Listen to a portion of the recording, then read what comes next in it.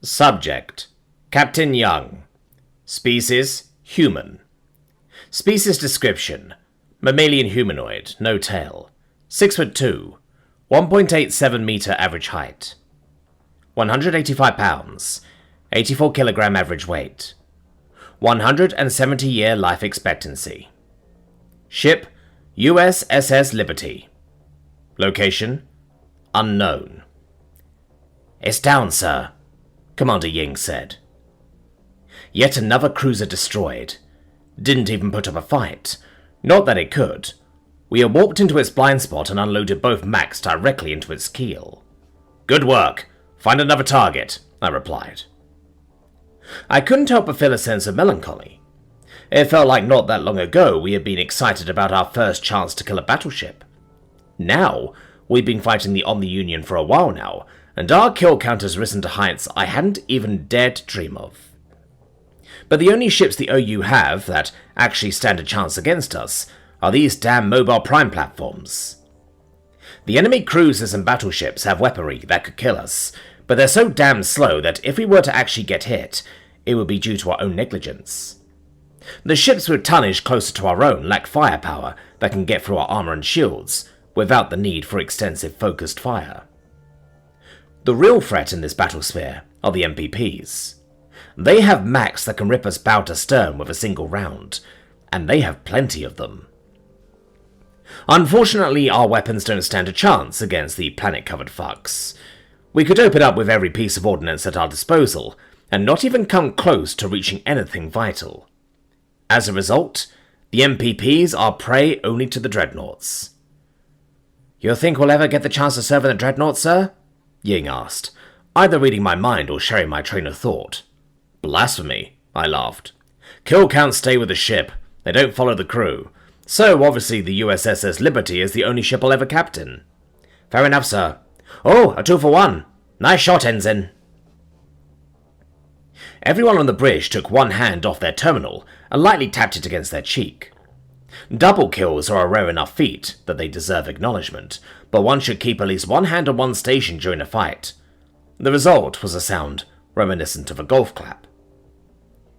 I turned my attention to Ensign Smith, the USS Liberty's new weapons officer. Our previous guns guy, an Alamari named Commander Hargorth, had retired with honours. I'd hardly ever heard a word out of Hargorth, and rarely had to give him orders. It was easy to forget he was even aboard most times. Smith is also quiet, but that's because he's new and inexperienced. He has spent more than his fair share of time in simulators, but the real thing is always more visceral. Thankfully, he'd gotten over most of his jitters and made his newbie mistakes rather quickly. "Thank you, ma'am," he replied. Ying gave me a smug look. I have enough self-awareness to know that the way that I run things isn't for everyone. As such, I've had a hard and fast rule against allowing Boots to join my crew. Boots have certain expectations regarding how things are run, and the clash between their expectations and my reality causes undue stress. Of course, most captains try to implement such a rule and fail, but I usually got away with it because of my combat record and connections. Not this time, though. The powers that be claimed there weren't enough experienced weapons techs to go around, citing an unbelievable amount of uncrewed vessels. I had tried to fight their decision, even demanded that the slot be left open until we found an acceptable candidate, but Commander Ying convinced me to allow it. Now she was rubbing it in. "The fuck are you looking at, Exo?" I said with sarcastic aggression. "Just a bloodthirsty captain that thinks he knows everything, sir," she replied with a grin. "Ha! Not today. Today I'm thirsty for oil. Or whatever it is that the OU runs off of. Reactor fuel? Whatever. What's our count, Smith?" 287 corvettes, 152 frigates, 86 destroyers, 15 cruisers, and 3 battleships, sir," the ensign said. "And yet I remain unsated," I laughed. "Alas, I might be cursed with a never-ending need for conquest and violence. Perhaps I am simply a glutton for the life juices of our enemies, as Commander Ying claims.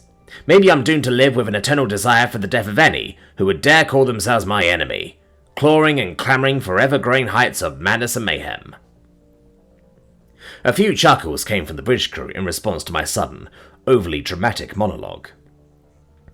"But then where would I be without my crew?" I asked with a grin. "A crew that shares both my thirst and my fate. You may point your finger and call me bloodthirsty, XO, but you sucked nearly as much as I." "Yeah, but I can retire when my term is up," Ying laughed. "You're a lifer, and we all know it." "Damn straight." The Liberty suddenly rocked from the impact of a Mac round, and I glanced at Lieutenant Johnson. He dipped his head apologetically. "My bad, sir. Fat-fingered it," he said. "Well, put your fingers on the diet, Lieutenant. You don't want to be the one responsible for the destruction of the deadliest destroyer in the universe, do you?" "Hell no, sir." I looked at our shield indicator, noting that the round had likely come from a frigate. The overall tac map had quickly turned into a damn mess, so I had it zoomed in around our immediate area. I zoomed out slightly and found the frigate that had shot us, then marked it for Smith. "I expected things to be a bit more chaotic," I said. "A good portion of the enemy forces simply aren't engaging us." "Well, it looks like FleetCom is right and they don't want to damage the... what was it again?" Ying asked. "The Grand Vessel," Johnson replied. "Worthy of the name based on size alone," I said. "Why hasn't it collapsed on itself?" "Scuttlebutt says they've cracked anti-grav," Ying said. "When did you have time to listen to gossip?" "When we were aboard the Kali." "The anti-gravity field, or whatever it is, probably extends beyond the hull of the GV2, Johnson interjected. "Otherwise, we'd be squished against their hull at this distance.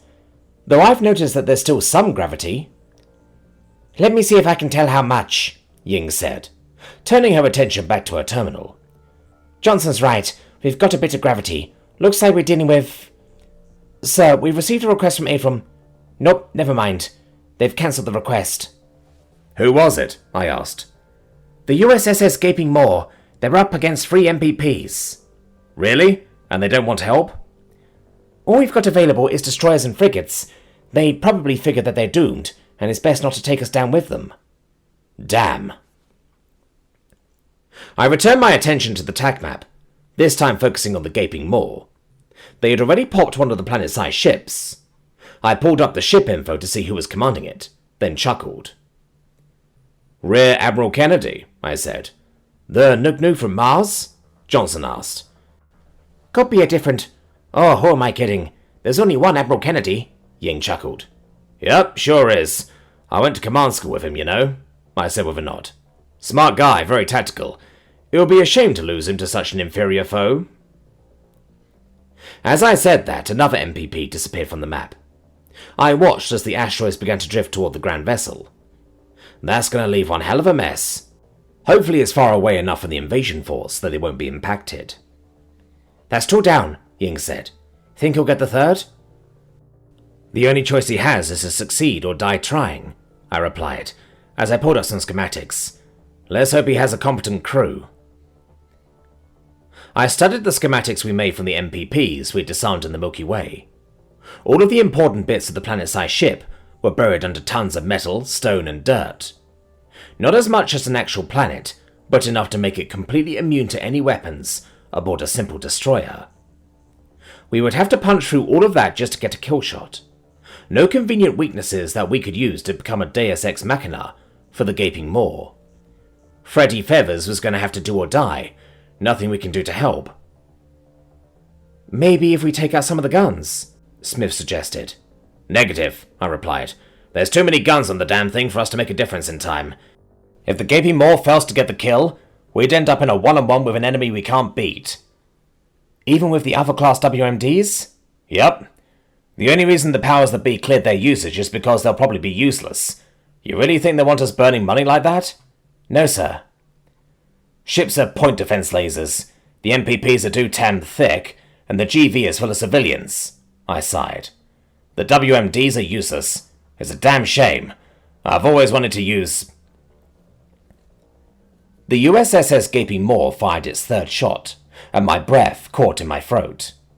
I watched the round closely as it travelled to the Mobile Prime platform, but the MPP didn't disappear from the map. I switched to external view and realized what had happened. A glancing blow, But... "Arm every A-class we have!" I shouted with glee. "Aye, sir," Smith replied, with a deep concern in his voice. "Johnson, we need to be here. Make it so," I said, sending him coordinates. "What are we doing, sir?" Ying asked. "We're saving the Gaping Maw. Let's move it, people." I watched indicators for the Alpha-class WMDs light up as Smith armed them. A moment later, we'd entered warp and reappeared in real space, surrounded by MPP rubble. I marked a target, switched the tap map to our overhead hologram, and rose from my seat. "Fire everything we have," I ordered, clasping my hands behind my back. The USS Gaping Maw had failed to kill the Mobile Prime platform, but their glancing blow had done something wonderful. It had exposed the planet-like ship's reactor, giving us an incredible opportunity. "Firing, aye sir," Smith said. We all watched the tap map as our missiles and mech rounds made their way toward the Mobile Prime platform. My bridge crew's jaws dropped as they realized what was happening. A maniacal grin spread across my features. After about half of the auto hit the MPP, the big red dot disappeared from the screen. I reached down and switched to real view from our external cameras. Giant rocks with bits of metal floated serenely in front of us, along with several artificial singularities. "What's our count, XO?" I asked from my grin. 29 corvettes, 154 frigates, 86 destroyers, 15 cruisers, 3 battleships, and a Mobile Prime platform, Ying said in an awed tone. "Holy shit," Ensign Smith muttered.